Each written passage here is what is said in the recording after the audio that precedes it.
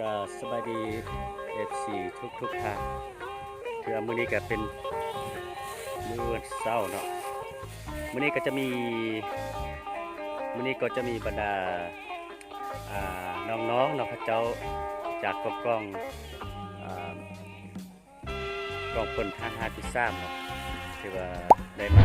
เกี่ยวข้าวเกี่ยวน้ำช่วยในมื้อนี้เป็นวันพักวันพรเนาะพอดีให้น้องเขาเจ้ามาช่วยแล้วก็น้องฮักเนาะจากซึ่งฝึกเนาะเป็นทานฮักที่สร้างกันเนาะมื้อนี้ก็ได้มาเกี่ยวข้าวเกี่ยวน้ำช่วยเป็นจังได๋นั้นเขาจะไปติดตามรับชมเบิ่งว่าเขาเจ้ามีความรู้สึกอะไรเนาะในมื้อวันเสาร์เนาะที่ว่ามาเกี่ยวข้าวเกี่ยวน้ำช่วย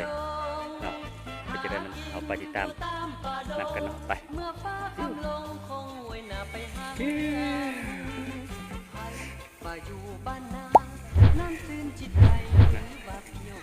คือว่ามื้อนี้เกี่ยวข้าวเด้อมื้อนี้ วิดีโอเดี๋ยวนี้คือว่ามื้อนี้มีหลากหลายคนพอสมควรเนาะที่ว่า ลูกป้าเอาเนาะพี่น้องได้มาช่วยเกี่ยวข้าวเนาะมื้อนี้ก็บ่ธรรมดาเด้อหัวหน้าของการแห่งงานสวัสดิการสังคมเนาะเมืองก็มาช่วยเกี่ยวเนาะดอกเตอร์ดอกเตอร์พุ่นเนาะ หัวหน้าวงดนตรีหนุ่มธนุศักดิ์เด้อมื้อนี้เด้อมาเกี่ยวข้าวเกี่ยวน้ำช่วยจุดนี้เป็นจุดที่2แล้วเด้อท่านผู้ชมเด้ออยู่ที่นาลองเนาะคาดว่าจะแล้วในต้นส่วนนี้แหละเนาะทำบ่แล้วยังอีกหน่อยนึงอันนี้ก็ดอกเตอร์อำนวยการของมอเมืองคนเฮาเนาะเป็นจังได๋ข้าวงามบ่ปีนี้รู้สึกว่าเข้าหนาบ้านเขาโดยเฉพาะเข้าหนาครอบครัวเขางามไล่ดีใจเพราะว่าดวงก็ใหญ่เม็ดก็งามก็ตึงดีเนาะฉะนั้นปีนี้ถือว่าโอเคนะรู้สึกได้มาช่วยเกี่ยวข้าวในมื้อนี้ผมจะไล่ยอดมาเข้าหนาเนาะแล้วก็มีพี่มีน้องลูกบ้าวลูกหลานเมื่อทุกคนได้มาช่วยกันไล่ทุกคนขึ้นมาจะให้สำเร็จในมื้อนี้แหละเนาะแต่เช้านี้นะที่ว่ามื้อเดียวกันแล้วนะเนาะเพราะว่ากำลังแห่งไล่เนาะโดยเฉพาะคอมเมนต์หัวป้องกันศาสตร์เนาะป้องกันความสงบป้องกันศาสตร์ทหารฮับของพลทหารที่3เนาะที่ว่าจุดนี้ก็เป็นจุดที่2แล้วที่ว่ามาต่อกับการเกี่ยวข้าวนี่เนาะอันนี้ก็มาจากห้องการศึกษาธิการกีฬาเมืองเนาะเนาะบ่เฮ็ดหน้า เกี่ยวข้าวเด้อรู้สึกจะได้มาออกแห่งงานในมื้อนี้น่ะมื้อนี้เอาจนเดี๋ยวไล่ขย่อยพุ่นแล้วเนาะถ้าเทียบกับการเรียกนางอยู่ข้างล่างกันจะได้ มาเกี่ยวข้าวนี่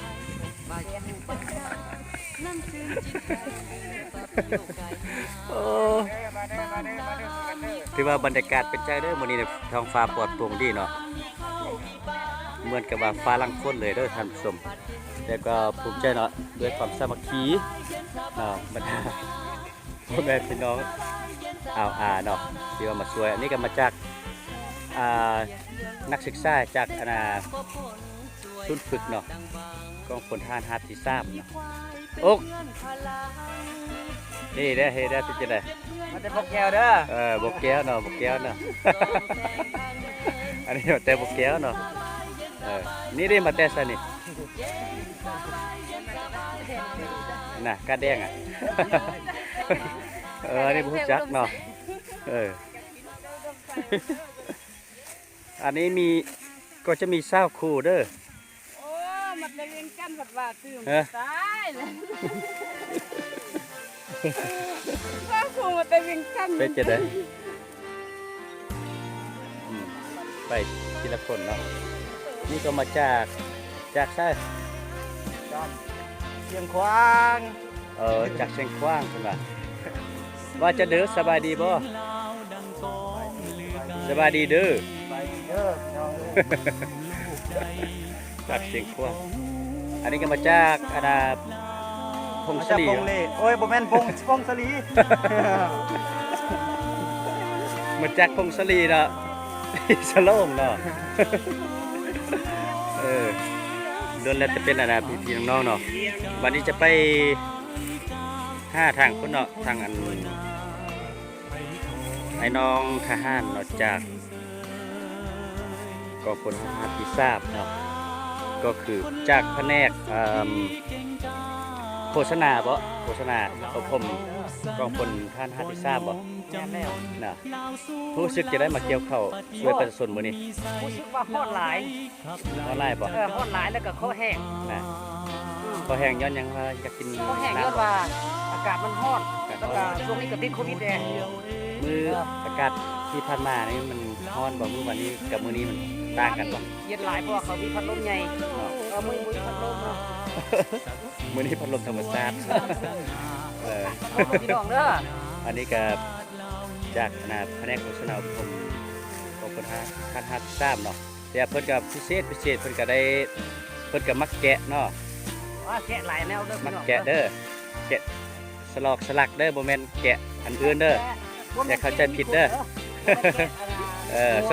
สนใจติดต่องานเพิ่นได้เด้อสนใจติดต่องานเถอะฝาก ฝากเบอร์เด้อ เออ แค่2323ก็เช็ดเด้อพี่น้อง แกะสลักฮอตไลน์ติดตัวหนังสือเนาะอยู่สถานที่ต่างๆเนาะสามารถติดต่อเพิ่นเข้ามาได้เนาะวันนี้ไปต่อที่หัวหน้าเด้ออันว่าจะได้หัวหน้าปีนี้นี่ใจรู้สึกได้เข้างามได้บ่ งามอยู่งาม เข้างามอยู่เนาะ วันนี้ดีใจที่เห็นทั้งพี่น้องแล้วก็น้องนุ่มที่ว่ามาช่วยเกี่ยวข้าวแต่ว่าบรรยากาศก็ดีอยู่ฮ้อนเลยนะ อากาศร้อนนิดนึงเนาะแต่ว่าก็บ่มีปัญหาเนาะบ่เป็นอุปสรรคเนาะเพราะว่ากำลังเฮาหลายเนาะติ๊กอันนี้ด้านเทคนิคเนาะแซ่บเนาะแซ่บโอ้ติ๊กคนนี้ หลายคนเนี่ย เนาะ เป็นประมวล ม่วนบ่ เมื่อ ธรรมดาเนาะม่วนมวยกับม่วนบ่บ่หวันไหวเนาะมันอีกเนาะเกี่ยวเข้านี่เนาะอ้าวโคศกสบายดีโคศกทองร้อนมื้อนี้ได้ยินข่าวว่าทางใช่ป่ะอ่ะ แต่ก็สู้ได้ เป็นจังได๋ ของน้ำมีแต่ความงาม น่ะหมู่ครูบ่เห็นจักข้างตัวเองละข้างนั่นแหละ โอ้ประสบว่าประสบว่า เมาตลอดเนาะดีแต่บ่จอยเนาะดีแต่ตุ้ยเนาะคันอันน่ะป่วยหลายยานที่จอยย้อนได้ย้อนเป็นโคศกป่วยหลายไปต่อนักร้องกันมื้อนี้มาต่อนักร้องโอ้มื้อนี้มีแต่ดาราทั้งนั้นเด้อมาจากอันน่ะแผนกโฆษณาของผมตรงคนนั้นทหารหัดที่3เนาะดาราทั้งนั้นแหละดารานักร้องเด้อสนใจติดต่อได้เด้อนักร้องมาช่วยเก็บเข้าในมื้อนี้รู้สึกจะได้นักร้องพอบ่แตกต่างกันบ่เกี่ยวกับอันห้องเพลงกับเกี่ยวเข้านี่ ทางอะไร ต่างกันหลายบ่ ใส่มือยอดตะนันห้องเพลงอ่ะ บ่เมื่อยเต้บ่เมื่อยปานนั้นเนาะย้อนว่ามันมีอันกำลังแห่งงานหลายเนาะก็เลยบ่เมื่อยเนาะ คนช่วยกันเด้อ ที่ว่าทุ่มเทเนื้อแห่งและจิตใจใส่เนาะถือว่าเป็นการช่วยเหลือประชาชนเป็นบ่นี้เนาะ เป็นคนหน้ากันเลย เออ วันนี้เป็นต้นบรรดาคีย์บอร์ดนักร้องเนาะจะมีไล่ท่านเนาะที่ว่ามาช่วยเหลือในมื้อนี้เนาะเอาสหายติ๊กเสื้อแดงเสียงหน้ามูตลอดเกี่ยวเข้านี่ปั้นเหือไทยบ่มเล่าเนาะ จากไหนจากกุกกองได้563เนาะโอ้เป็นว่ามาจาก563กับบ่ไกลเนาะ563เนาะนักโค้งได้เด้นักโค้งก็อยู่เมืองบนนี่แหละบ่ไกลบ่ไกลเดี๋ยวว่าสนใจนักร้องก็ติดต่อได้เนาะเพิ่นก็สามารถเป็นนักร้องเนาะนักร้องเสียงดีมามื้อนี้แม่นแต่นักร้องเสียงดีทั้งนั้นแหละ เดี๋ยวว่าก็จะมีการประกวดนักร้องคือกันเด้เวลาพักผ่อนย้อนอารมณ์มากันเด้ ให้คีย์บอร์ดอันเทียบเสียงเนาะสบายดีเรียงสมัย สบายดี มื้อนี้ที่ว่ารอสุดเนาะพิเศษปีกายก็มาได้เนาะปีกายเนาะปีกายก็มา จะมา อ๋อแต่ว่ายังขาดกนิญญาเนาะบ่มาปีนี้เนาะอ๋อเป็นยังนิญญาบ่มาสาเหตุโอ้เพิ่นว่าไปเรียกเนาะติดธุระ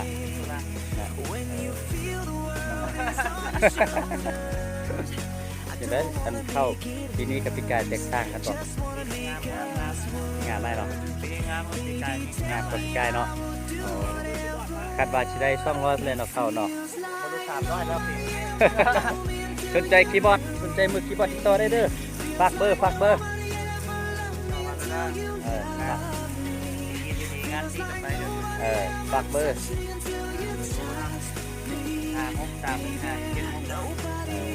56513576โอเคสนใจติดต่อได้เด้อคีย์บอร์ดเนาะไปทุกงานเลยนะเพราะว่าจะเป็นงานวัดงานวางตามสถานที่ได้ต่างๆเนาะไปเมิดเนาะบ่วันบ่ไหวบ่สนใจเลยเนาะค่าเงินใช้น้ำมันช่วงนี้เศรษฐกิจอันน่ะ บ่เข้มแข็งเนาะ คือว่าเศรษฐกิจตกต่ำเงินเฮา ตกต่ำเนาะก็เลยมาโฆษณาเอานักห้อง อันนี้ก็นักห้องสมัยเด้อบ่เห็นหน้าเด้อแต่ว่าอนุญาตก่อนเปิดหน้าบ่แม่นเปิดหน้าเปิดอันภาพปิดหน้าออกแสดงเพราะว่าเพื่อให้อันน่ะ ข้างหน้าวงมันสิได้ติดต่องานเนาะ นักห้องว่าเด้อ นักห้องวะเนาะ ถึงนั้นช่วงนี้บ่ได้ไปงานบ่ช่วงนี้ ตรงนี้ก็ทำเกี่ยวเข้า ฮับเกี่ยวข้าวเนาะอ๋อคือว่ามื้อนี้มีงานฮับเกี่ยวข้าวเนาะฮับเกี่ยวข้าวช่วยเหลือเนาะช่วยเหลือประชาชนเนาะแต่ว่าก็จะมี มีเฮอยู่ได้เนาะมื้อนี้เนาะที่ว่าหลากหลายบรรดานักร้องเนาะบ่ว่าจะเป็นนักร้องมือคีย์บอร์ดเนาะโคตรซกตัวตลกก็อยู่ในนี้เหมือนเนาะเพื่อมาเกี่ยวข้าวในมือเป็นทีมเนาะสนใจติดต่อได้เด้อให้งานเกี่ยวข้าวเนาะ 2397 แต่ก็ ง่าย คือว่ามื้อนี้นี่บรรยากาศดีเนาะท้องฟ้าปลอดโปร่งแจ่มใสดีสบายสบายแต่ว่าพอดีเหมาะสมกับการเกี่ยวข้าวเนาะวันนี้ก็สิไปต่อเนาะสิพาท่านผู้ชมไปรับชมทุ่งนาเนาะสัตว์ทุ่งนาบางบอนก็ยังเที่ยวเนาะแต่บางบอนก็ยังกำลังเกี่ยวเนาะบางบอนเนาะไปทางนี้เอาเนาะตอนเช้านี่เนาะคาดว่าจะแล้วเนาะจะแล้วลองนี้เนาะยังอีกต้องให้ด้านให้เนาะใกล้จะแล้วเนาะ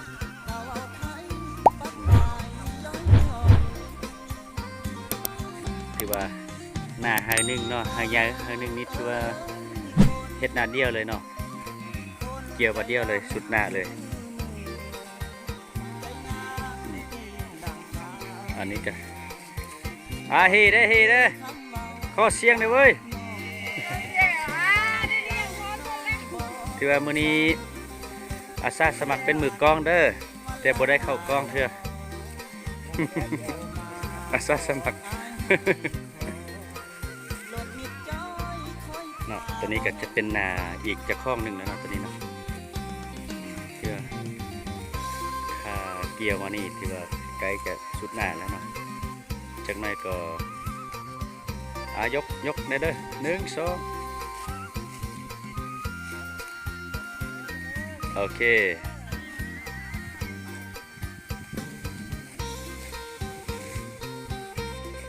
ถึงจะชุดนานแล้วเนาะตัวนี้เนาะ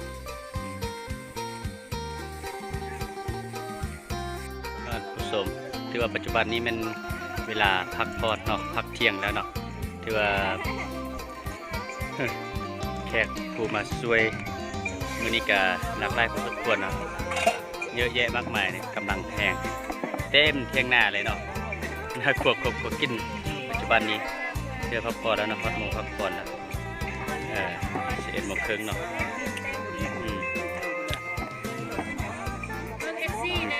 FC เต็มเที่ยงหน้าเลยเนาะมื้อนี้ปัจจุบันนี้กำลังตั้งสมเด้อเห็นบ่ตัวนี้จะเป็นนำ กำลังปรุงกับสม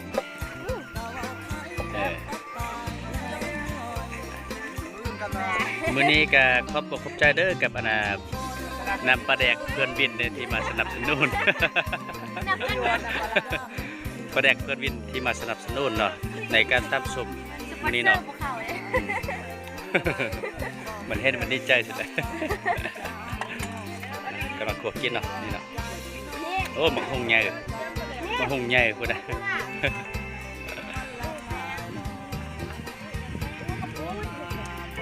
เวลาพักผ่อนเนาะใช้เวลาว่างให้เป็นประโยชน์ยินโทรศัพท์เนาะปัดพุกไม่ดีนี่อ้อยนี่ก็มีอันนี้ก็เป็นอ้อยเนาะมื้อนี้ที่ว่ากำลังมาเศร้ามื้อนี้กำลังเยอะแยะเนาะรถที่ว่าหลากหลายสมควรอันนี้ก็เป็น FC Oh no เนาะตูบนี้จะเป็นกำลังแห่งเนาะจากแก๊งนักร้องที่ว่ามาจากแผนกโฆษณาผมก็ผลท่านฮัทที่3เนาะอยู่ในนี้เนาะนี่ เยอะแยะเลยบรรยากาศดีเนาะถือว่ากำลังเยอะแยะถือว่ามื้อนี้ก็ได้รวบรวมเนาะบรรดานักศิลปินในการมือคีย์บอร์ดเนาะโคศกที่ว่ามีชื่อเสียงโด่งดังเนาะมาประจำอยู่นี่หมดเนาะ